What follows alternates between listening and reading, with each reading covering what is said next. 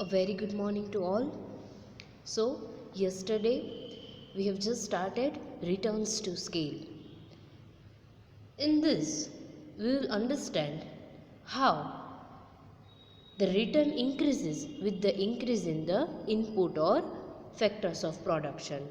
With the different factor proportions, how or what will be the result in the output.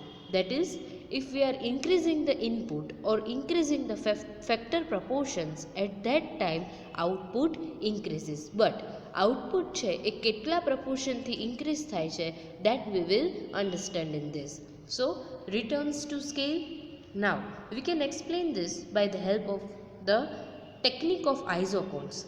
Isocones means it is equal quantity curve on which all the points shows the same level of output.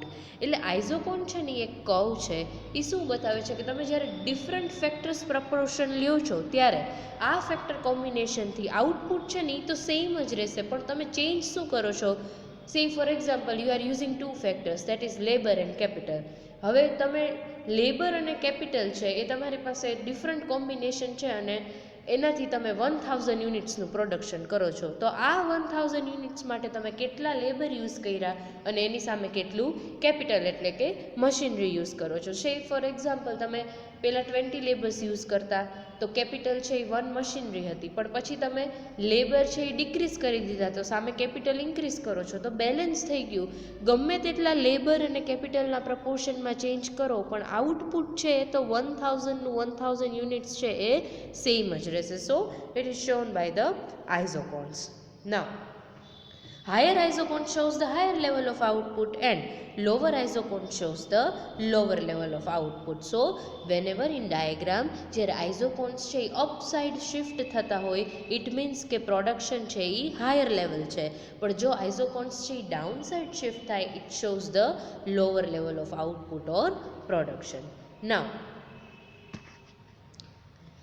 in all the diagrams, whether it is increasing returns to scale, decreasing returns to scale or constant returns to scale, IQ1, IQ2 and IQ3 are isocones which shows, for example, production of 1000 units, 2000 units and 3000 units. આ જે OP line તમને જે straight line દેખાય છે ને, it shows the output at different level on various isocone curves. એટલે different factor કોમ્બિનેશનથી તમને output છે એ બતાવે છે.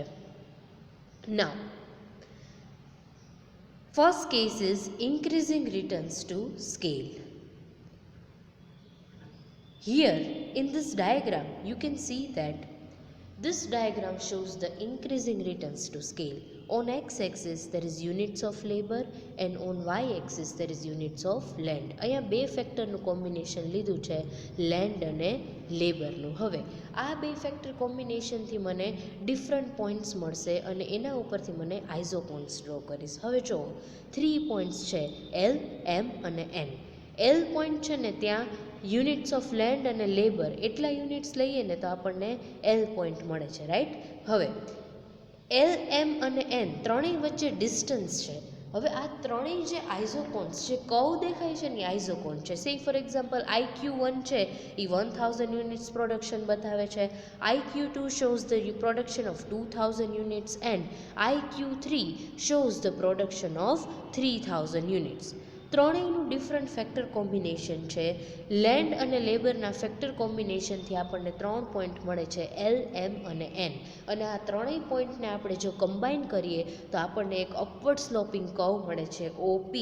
OP shows the output at the different level on various isocone curves. જો ત્રણેય આઇઝોકોન કર્વમાં જે OP લાઇન છે ને સ્ટ્રેટ છે, એટલે એ શું બતાવે છે કે આટલા ફેક્ટર કોમ્બિનેશનથી આપણને એક આઉટપુટની લાઇન મળે છે. Now, here you can see that MN is less than LM. જો LMનું ડિસ્ટન્સ છે ને એ MN કરતાં વધારે છે, એટલે હું બે રીતે કહી શકું ને, હું એમ પણ કહી શકું કે LM is greater than MN, right. એટલે LMની જે સ્પેસ છે એ MN કરતાં વધારે છે. એનો મતલબ એવો થયો, if we double the input, output will be more than double. એટલે અહીંયા એવું કહે છે કે જો હું રો મટીરિયલ્સ છે કે ઇનપુટ છે લેન્ડ અને લેબર અહીંયા છે એને હું ડબલ કરીશ ને તો આઉટપુટ ડબલ કરતાં પણ વધી જશે. એટલે જો IQ1 છે એ 1000 યુનિટ્સ બતાવે છે પ્રોડક્શન, પણ જો હું ઇનપુટ્સને ડબલ કરીશ ને તો પ્રોડક્શન છે એ ડબલ કરતાં પણ વધારે થઈ જશે. એટલે પહેલાં 2000 અને એના પછી 3000 થઈ ગયું, એટલે મોર દેન ડબલ 1000માંથી 3000 થઈ ગયું. So it shows the increasing returns to scale, which means if we double the output will be more than double, right? This is the first case in which we have discussed that. શાંતિથી સમજી લેજો કે જેટલા પ્રપોર્શનમાં તમે input increase કરો છો ને એના કરતાં વધારે પ્રપોર્શનમાં આઉટપુટ ઇન્ક્રીઝ થાય છે. એનો મતલબ એમ કે ઇનપુટ કરતાં રિટર્ન આપણને વધારે મળ્યું. So it is the case of increasing returns to scale. Now next is diminishing returns to scale. It means if we double the input, output will be less than double. એટલે આપણે જો input જેટલા પ્રપોર્શનમાં increase કરીએ છીએ ને output એના કરતાં ઓછા પ્રપોર્શનમાં ઇન્ક્રીઝ થાય છે. સો it is the case of diminishing returns to scale. You can see in the diagram, on x-axis there is units of labors and on y-axis there is units of land. OP છે એ output line છે કે જે different આઇઝોકોન્સના production બતાવે છે points ઉપર. હવે LMN છે again. હવે જુઓ અહીંયા ઓપોઝિટ સિચ્યુએશન થઈ ગઈ. અહીંયા શું થશે? MN is greater than LM. પહેલાંના કેસમાં શું હતું? LM છે એ વધારે હતું અને MN છે એ ઓછું હતું, પણ અહીંયા તો MN is greater than LM. એટલે અહીંયા શું થાય છે કે ઇનપુટ તો ઘણા પ્રપોર્શનમાં ઇન્ક્રીઝ કર્યા પણ આઉટપુટમાં છે એ એટલો ઇન્ક્રીઝ આવ્યો નહીં.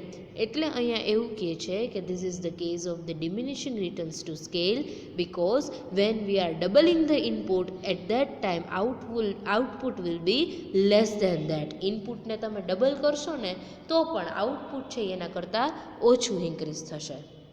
આ એક જસ્ટ અન્ડરસ્ટેન્ડિંગના પર્પઝથી જ છે, એટલે મેં અહીંયા ફિગર્સથી તમને નથી સમજાવ્યું. પણ અહીંયા શું કહે છે ખાલી કે ઇનપુટ જેટલા પ્રપોર્શનમાં ઇન્ક્રીઝ કરો છો એની સામે આઉટપુટ કેટલા પ્રપોર્શનમાં ઇન્ક્રીઝ થાય છે. એટલે તમારે આ ડાયાગ્રામ છે એ રિફર કરવાનો, યાદ કરવાનો રહેશે કે એક કન્ડિશનમાં છે એ MN is less than LM, બીજી કન્ડિશનમાં છે MN is greater than LM. Now the third condition is when constant returns to scale is there. It means જેટલા પ્રપોર્શનમાં તમે ઇનપુટ ઇન્ક્રીઝ કરો છો સેમ પ્રપોર્શનમાં આઉટપુટ પણ ઇન્ક્રીઝ થશે. It means if you are doubling the input, at that time output will be also be double. જો ઇનપુટને double કરશો તો આઉટપુટ પણ ડબલ હશે. So on x axis labour છે અને વાય એક્સિસ ઉપર લેન્ડ છે. એટલે જુઓ અહીંયા શું થશે? MN is equals to LM. જો ત્રણેય કન્ડિશનમાં બધું ઇક્વલ થઈ ગયું. એનું રીઝન શું છે કે જેટલો ઇનપુટમાં ઇન્ક્રીઝ ને સામે આઉટપુટ પણ એટલું ઇન્ક્રીઝ. જેટલું તમે ઇનપુટ ઇન્ક્રીઝ કરશો ને લેન્ડ અને લેબરનો પ્રપોર્શન, તો આઉટપુટ છે એટલું જ ઇન્ક્રીઝ થઈ જશે. So it is the case of constant returns to scale. So in this point you just have to remember that you have to understand the relationship between input and output. By increasing the input in the different proportions, what will be the effect on output? It means if you are increasing the input, it means જો તમે input double કરો અને output છે એ મોર દેન double હોય, at that time it is the case of increasing return. If by doubling the input output will be less than that, then it is the case of diminishing returns to scale. And if input and output changes with the same proportion, it is the case of constant returns to scale. Now the next point is causes of increasing returns. હવે આપણે આ ત્રણેય returns મળ્યા ને એનું reason શું છે? શું કામ આપણે એમ કહીને ઇન્ક્રીઝિંગ રિટર્નમાં શું થયું કે જો આપણે ઇનપુટ ડબલ કરશું ને તો આઉટપુટ મોર ધેન ડબલ થઈ જશે. તો અહીંયા એવું શું કામ થાય છે? એના ટુ રીઝન્સ છે. The first is indivisibility of the factors and the second is specialisation. How? Indivisibility of the factors, divisibility એટલે જેને તમે ડિવાઈડ કરી શકો છો એવા, પણ ઇનડિવિઝિબિલિટી મીન્સ જેને તમે ડિવાઈડ નથી કરી શકતા. સે ફોર એક્ઝામ્પલ લેબર્સ છે, મશીનરીઝ છે. લેબર્સને તમે ડિવાઈડ કરી શકો? એક લેબરને, એક મશીન તમારી પાસે અવેલેબલ હોય તો એ મશીનને તમે ડિવાઈડ કરી શકો? Obviously not possible. પણ ડિવિઝિબિલિટીનો મતલબ શું છે, શું કામ એને ડિવાઈડ કરવું પડે છે, તો એ આપણે એક એક્ઝામ્પલથી સમજીએ. સે ફોર એક્ઝામ્પલ એક ઇલેક્ટ્રિસિટી જનરેટિંગ પ્લાન્ટ છે, એની કેપેસિટી છે એ 15 લાખ કિલોવોટની છે. ઇલેક્ટ્રિસિટીને છે ને એ કિલોવોટમાં KW મેઝર કરાય, રાઈટ. હવે એ ઇલેક્ટ્રિસિટી જનરેટિંગ પ્લાન્ટ છે, એની capacity 15 lakh kilowatt electricity generate કરવાની છે. બટ જો ઇલેક્ટ્રિસિટીની ડિમાન્ડ છે એ 5 લાખ કિલોવોટની જ હોય તો બાકીના 10 લાખની કેપેસિટી છે તો પણ ઇલેક્ટ્રિસિટી છે એનો આપણે યુઝ નથી કરતા, જનરેટ નથી કરતા. તો આનો મતલબ શું થશે કે જે ફિક્સ્ડ કોસ્ટ છે ને એ ખાલી 5 લાખ કિલોવોટ્સ જે આપણે જનરેટ કરીને એમાં જ ડિસ્ટ્રીબ્યુટ થશે. તો બાકીની જે 10 લાખ કિલોવોટ ઇલેક્ટ્રિસિટી જનરેટ કરવાની કેપેસિટી છે ને એનો કોઈ યુઝ જ નહીં થાય. તો ફર્મ માટે તો એટલો લોસ છે. આનું રીઝન એવું છે કે બે ટાઈપની કોસ્ટ હોય, ફિક્સ કોસ્ટ અને વેરિયેબલ કોસ્ટ. ફિક્સ્ડ કોસ્ટ એટલે એવી કોસ્ટ કે જેમ જેમ પ્રોડક્શન વધે ને એમ fix cost, average fix cost છે ને એ ડિક્રીઝ થતી જાય. ફિક્સ કોસ્ટનો મતલબ શું થાય, સે ફોર એક્ઝામ્પલ એક બિલ્ડિંગ છે. હવે એ બિલ્ડિંગ છે એનું રેન્ટ છે એ પર મંથ 50,000 હોય. હવે એ બિલ્ડિંગમાં તમે રહ્યો કે ન રહ્યો, એ બિલ્ડિંગમાં તમે કોઈ એક્ટિવિટી કરો કે લોક મારીને રાખી મૂકો તોય તમારે એને 50,000 રૂપીસ તો એનું રેન્ટ છે એ પે કરવાનું જ છે. પણ હવે જો એ બિલ્ડિંગમાં હું કોઈ નવી મારી એક્ટિવિટી સ્ટાર્ટ કરું, એ બિલ્ડિંગમાં સે ફોર એક્ઝામ્પલ સ્કૂલ સ્ટાર્ટ થાય છે, તો સ્કૂલ સ્ટાર્ટ કરીશ તો એમાં તો હવે નવા સ્ટુડન્ટ્સ ભણવા માટે આવશે, તો ભણવા માટે આવશે તો મને ફીસ પણ મળશે. તો જો આમાં શું થશે કે જો હું વધારે એ બિલ્ડિંગ છે એનો યુઝ કરીશ તો મારી જે ફિક્સ કોસ્ટ, મારું જે 50,000 રેન્ટ છે ને એ બધા સ્ટુડન્ટ વચ્ચે ડિસ્ટ્રીબ્યુટ થઈ જશે. તો મારી કોસ્ટ તો સાવ ઓછી થઈ ગઈ, ફિક્સ કોસ્ટ. પણ જો એ બિલ્ડિંગને હું તાળું મારીને રાખીશ, લોક કરીને રાખીશ, તો એ 50,000 છે એ મારે પે કરવાના જ રહેશે. એટલે અહીંયા સેમ વસ્તુ થઈ. હવે જો એ જ બિલ્ડિંગમાં હું પહેલાં 500 સ્ટુડન્ટને ભણાવતી હોય અને પછી 1500 સ્ટુડન્ટને હું ભણાવું, એનો મતલબ એમ કે મારી ઇન્કમ ઇન્ક્રીઝ થઈ ગઈ, પણ મારી જે ફિક્સ કોસ્ટ છે એ પહેલાં 500 સ્ટુડન્ટ વચ્ચે જ ડિસ્ટ્રીબ્યુટ થતી.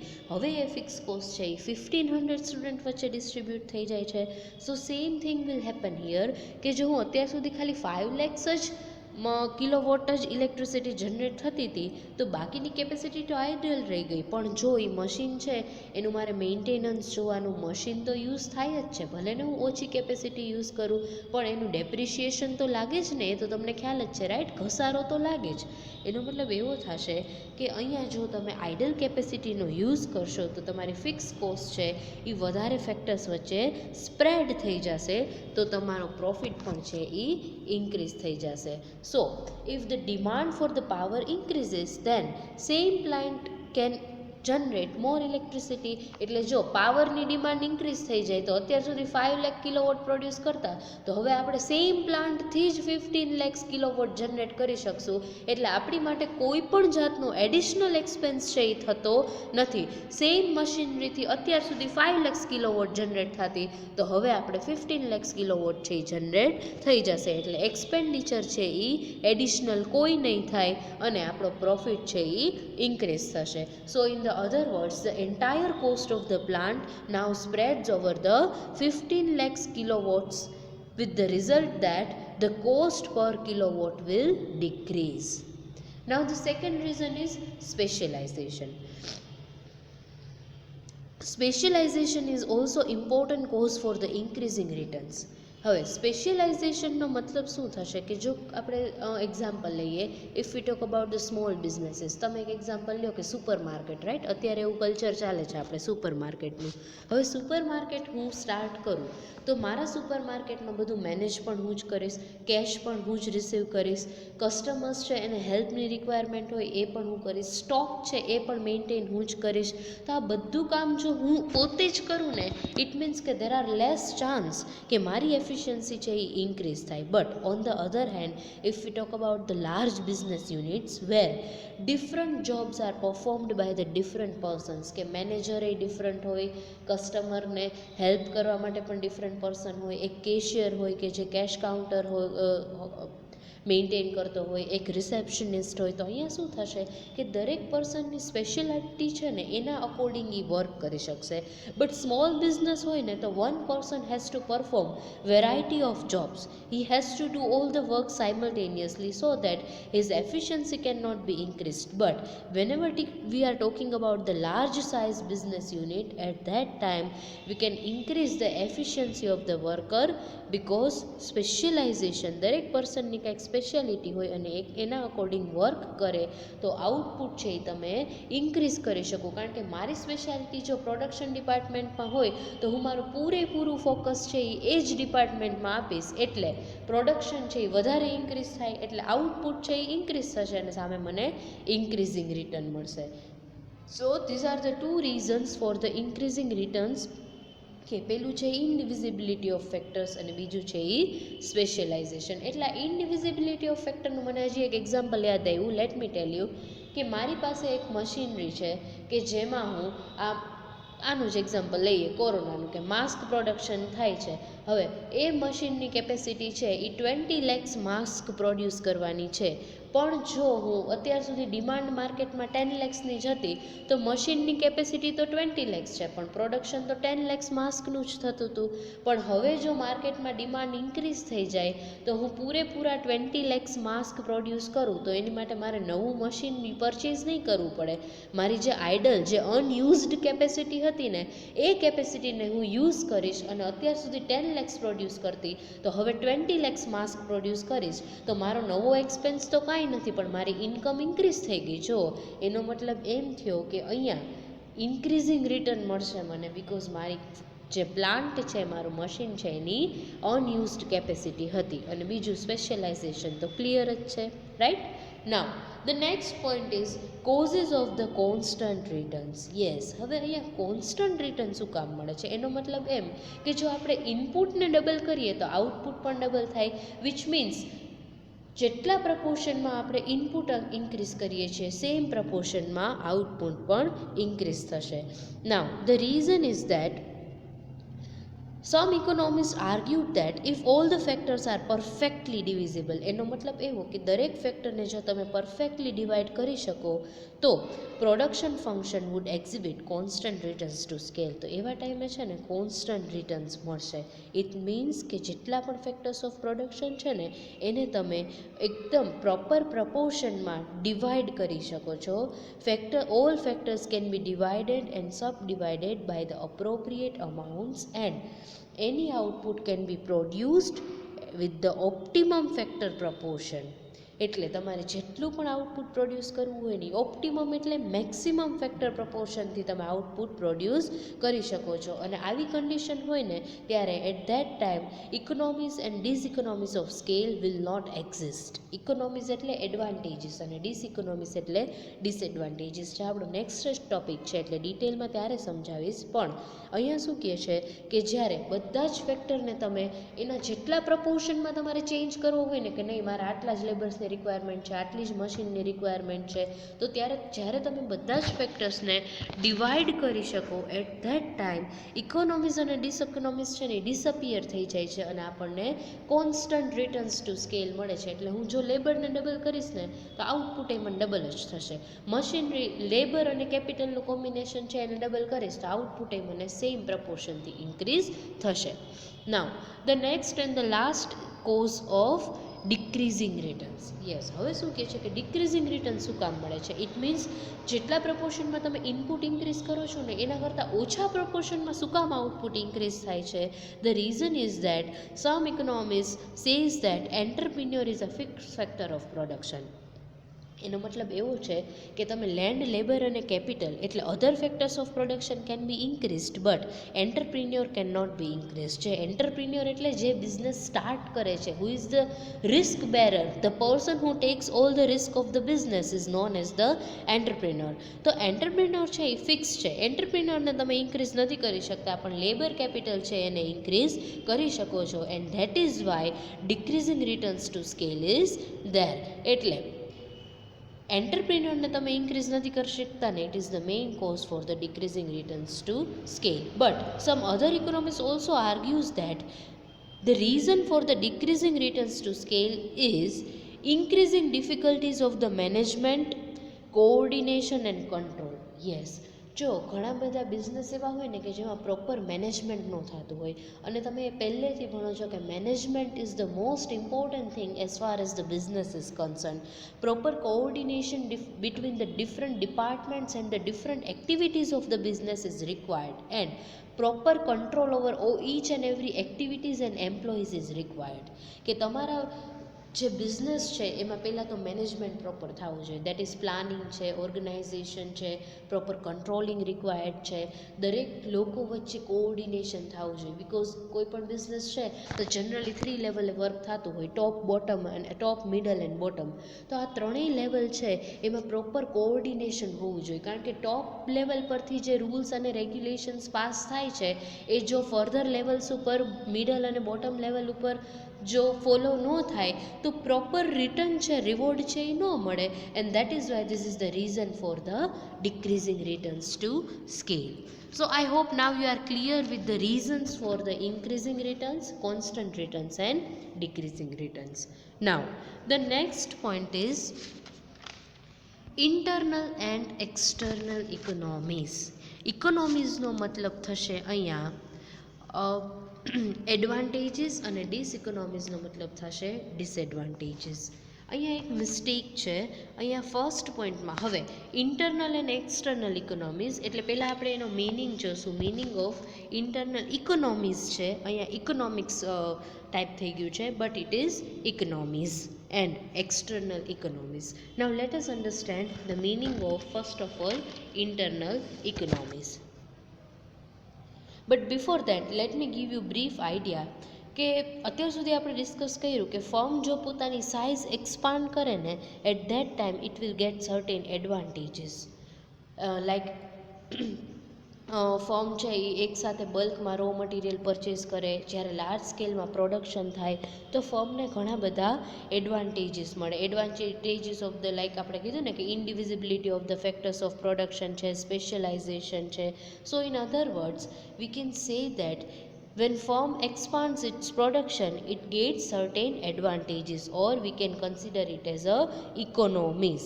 So economies are of two types. The first is internal economies and the second is external economies.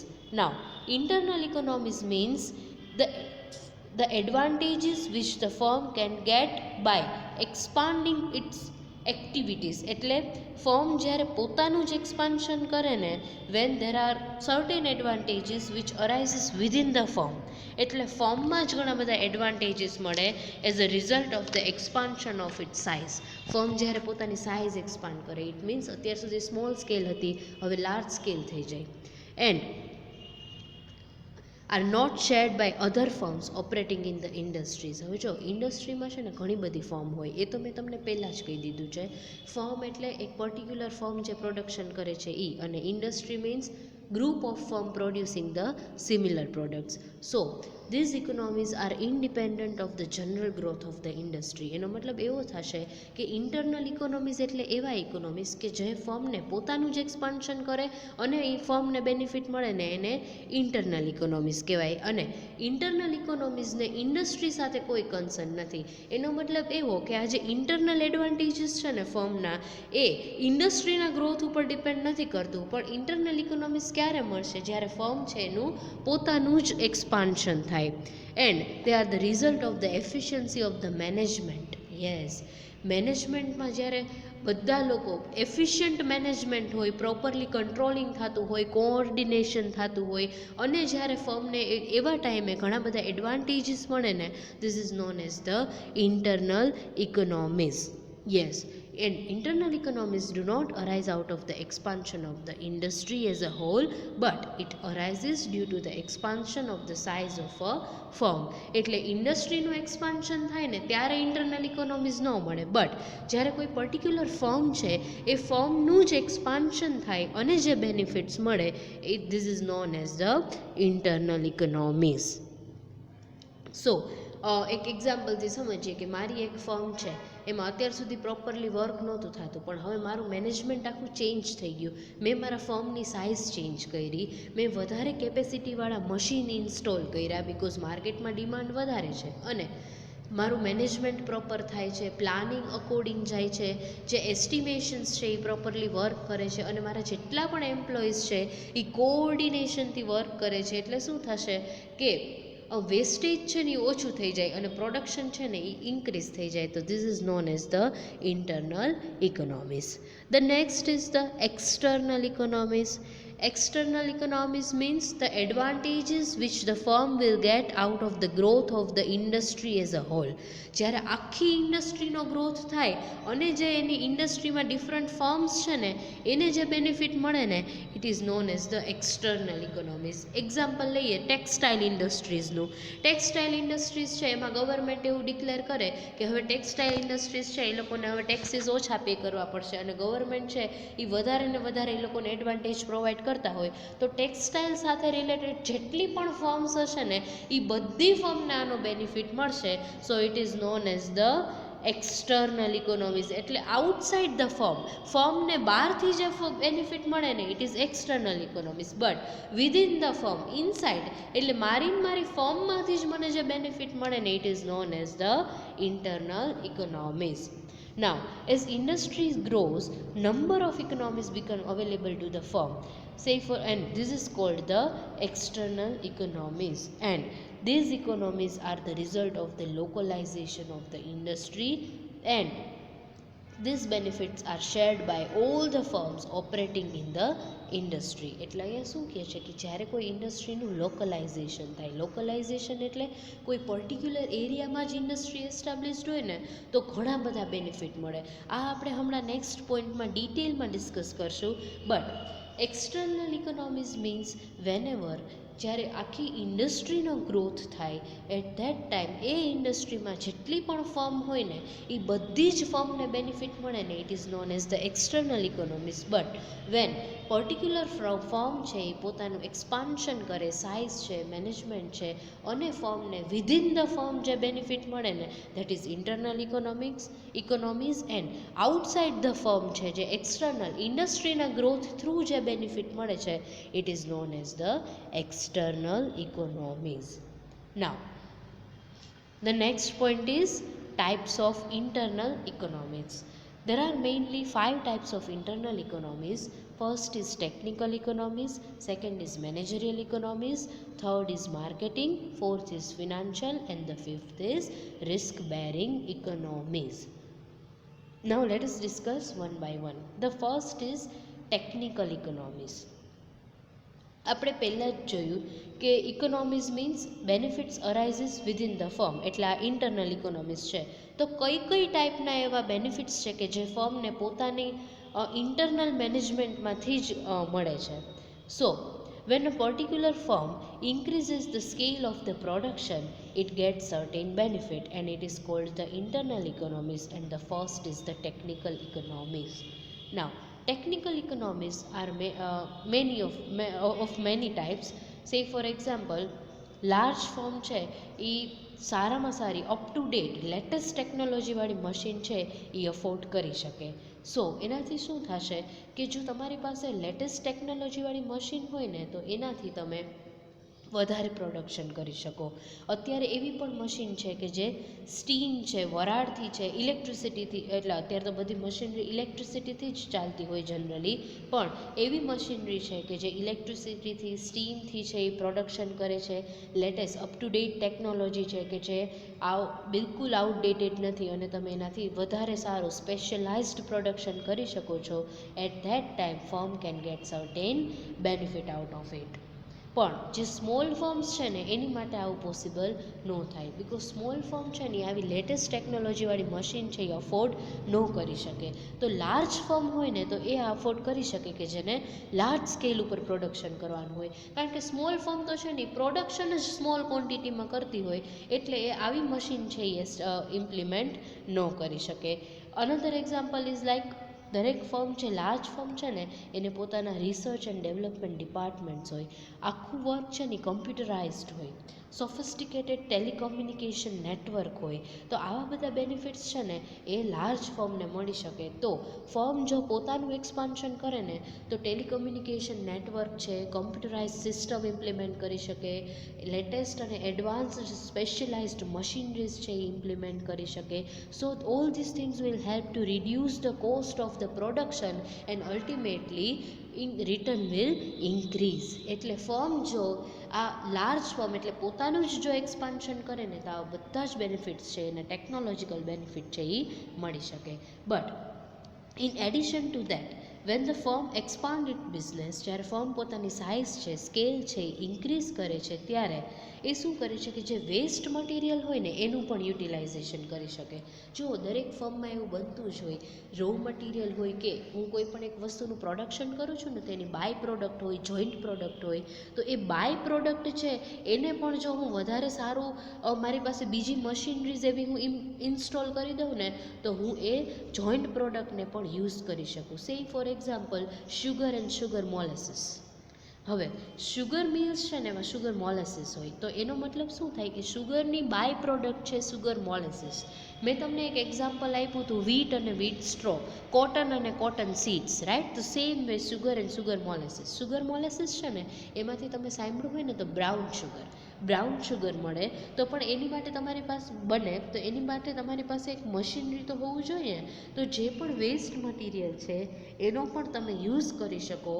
But if you are working at a large scale and you have additional capacity so that you can you have additional machinery to utilize the waste materials.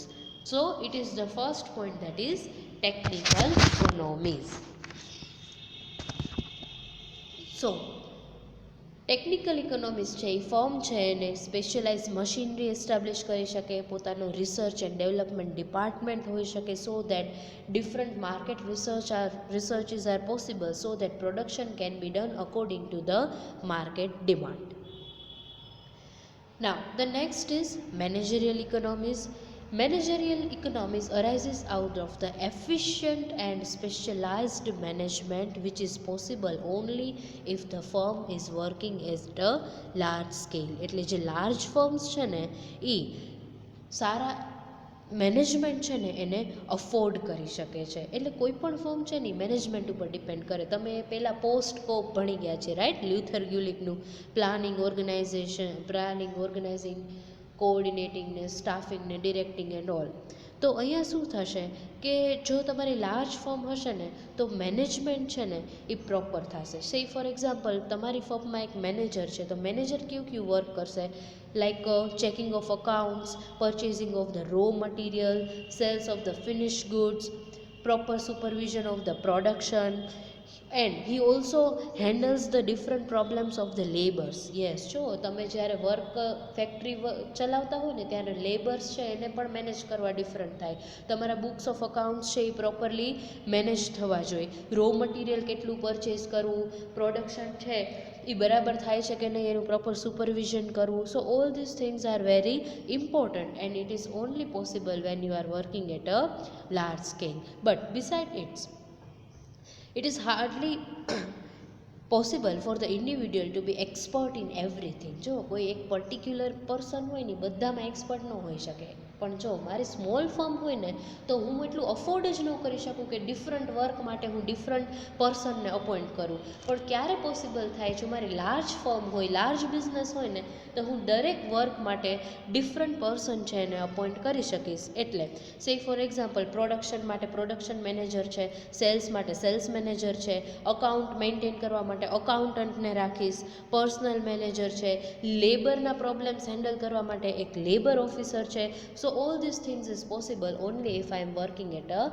large scale. So these are the two first types of internal economies. Further we will discuss in our next session. So thank you very much. We will continue the same topic in our next session. Bye bye. See you all. Have a nice day.